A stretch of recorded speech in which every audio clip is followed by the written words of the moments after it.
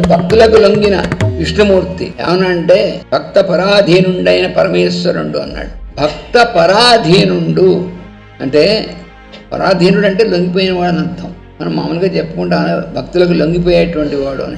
అంటే భక్తులకు లొంగిపోవడం ఏంటి? భగవంతుడు అంటే భక్తులు పొగడ్తలక లేకపోతే భక్తులు ఇచ్చినటువంటి కానుకలక దేనికి లొంగిపోతాడు భగవంతుడు? ఇక్కడ పరాధీనుడు అంటే అర్థం పర అధీనుడు అని అర్థం.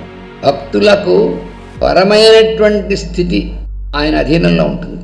అందుకని భక్త పరాధీనుడు అంటే భక్తులకు అంతకంటే పరమైనటువంటిది ఇంకోటి లేదు అనేటువంటి స్థితి అన్నమాట. అది ఆ స్థితి ఆయన యొక్క అధీనం అంటే ఆయన ప్రసాదించేటువంటిది ఆ స్థితి. ఆ స్థితి ఆయన యొక్క అధీనంలో ఉంటుంది. ఆయన ప్రసాదిస్తే మనకు కలుగుతుంది. అది భక్తపర అధీనుడు అంటారు.